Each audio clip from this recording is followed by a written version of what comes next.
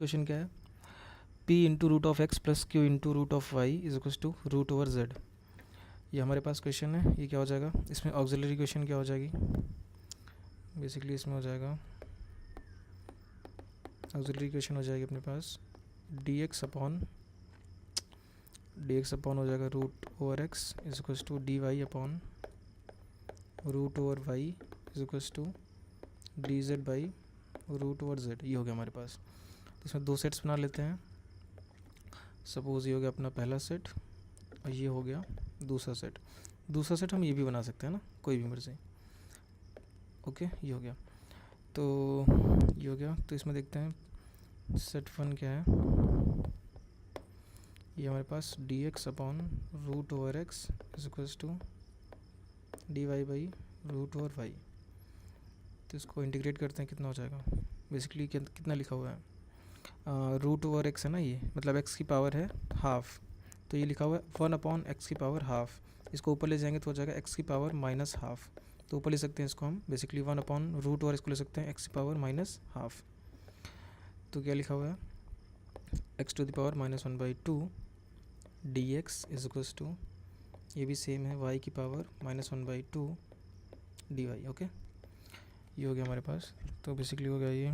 इसको अगर हम इंटीग्रेट करें तो हो जाएगा एक्स की पावर -1/2 प्लस 1 अपॉन ये 1/2 प्लस 1 इज इक्वल्स टू वाई की पावर -1/2 प्लस 1 अपॉन, ये तो डायरेक्टली याद ही होगा, प्लस ये कांस्टेंट कितना हो जाएगा। तो ये रूट ओवर एक्स हो गया और यहाँ पे सिर्फ 1 में से हाफ किया तो हाफ बचा। अब वो हाफ क्या हो जाएगा, ऊपर आ जाएगा। तो बेसिकली 2 टाइम्स हो जाएगा, एक्स 2 टाइम्स हो जाएगा ये। या फिर इसको करते हैं ऐसे, ये हाफ हो गया नीचे ना, 1/2 इज इक्वल्स टू ये हो जाएगा 1 माइनस हाफ, हाफ बचा तो वाई की पावर हाफ मतलब रूट ओवर वाई। तो रूट ओवर वाई अपॉन ये हो गया हाफ प्लस सी। तो बेसिकली क्या लिखा हुआ है, 2 ऊपर चला जाएगा तो 2 times root over x is equals to 2 root Y plus constant. अब 2 से अगर हम डिवाइड कर दें या फिर हर जगह मतलब हटा ही कैंसिल हो जाए, यहाँ पे सपोज 2 से डिवाइड करते हैं, समझो यहाँ पे 2 पहले से था, ऐसा वही चीज़ है। तो 2 कैंसिल, 2 से डिवाइड करोगे यहाँ पे 2 आ जाएगा ना, बेसिकली भी कांस्टेंट हुआ, तो वही चीज़ है। तो अपने पास हो गया root over x is equal to root over y plus c. इसको ले सकते हैं root over x minus root Y is equal to c. ये हम इसको बोलते हैं first. And then again set, अपना दूसरा सेट क्या था, दूसरा जो सेट है हमारे पास ये और ये लिखा हुआ है डी एक्स अपॉन,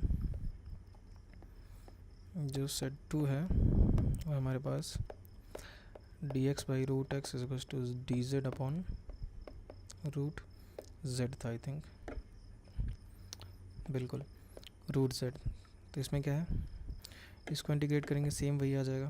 तो 1 अपॉन वही चीज़ है, 1 अपॉन रूट ओवर एक्स है, रूट एक्स को ले सकते हैं एक्स की पावर मतलब एक्स की पावर हाफ, और ऊपर जाएगा तो हो जाएगा एक्स की पावर माइनस हाफ, है ना। इसका इंटीग्रेशन करेंगे तो एक्स की पावर हाफ रहेगा, उसका इंटीग्रेशन करेंगे तो +1 यहाँ पे -1/2 प्लस 1 यहाँ पे, तो यहाँ पे हाफ आ जाएगा। और ये भी एक्स की पावर हाफ मतलब रूट एक्स, जैसे ऊपर सेम किया, जैसे ऊपर वाले में किया सेम। तो एक्स की पावर हो जाएगी हाफ मतलब रूट ओवर एक्स, और नीचे आ जाएगा हाफ जो कि यहाँ 2 आ जाएगा।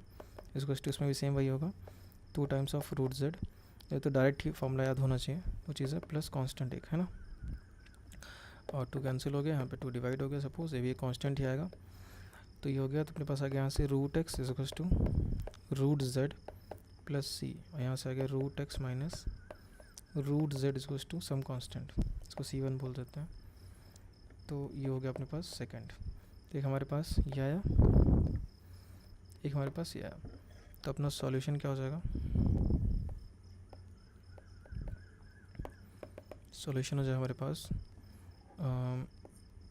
Root over x minus root over y मतलब root x minus root Y is equal to some function of ये root x minus root z. ये हो गया हमारा आंसर। और इसमें क्या है कि जैसे हमारा आंसर ये आया कि root x minus root Y is equal to some function of root x minus root Z. अब यहाँ पे एक्स वाई और एक्स जेड है। अगर ये कब आया, जब हमने क्या कंसीडर किया कि सेट 1 हमारा ये है एंड सेट 2 हमारा ये दोनों है। ओके, ये दोनों। तो अगर हम सेट इसको मान रहे पहला, तो दूसरा सेट इसको मान सकते हैं। तो इसको मानेंगे तो क्या हो जाएगा, जैसे अगर हमने पहला सेट इसको लिया इसको, तो यहाँ पे एक्स और वाई है, ठीक है। तो हमारा पहला जो सॉल्यूशन था वो एक्स वाई की फॉर्म में आया, यहाँ पे एक्स और वाई की फॉर्म में। जो हमने दूसरा सेट लिया इन दोनों को, यहाँ पे क्या है, एक्स और जेड है, तो दूसरा हमारा सॉल्यूशन किसके फॉर्म में आया, सेकंड सॉल्यूशन जो ये है एक्स और जेड के ही फॉर्म में आया।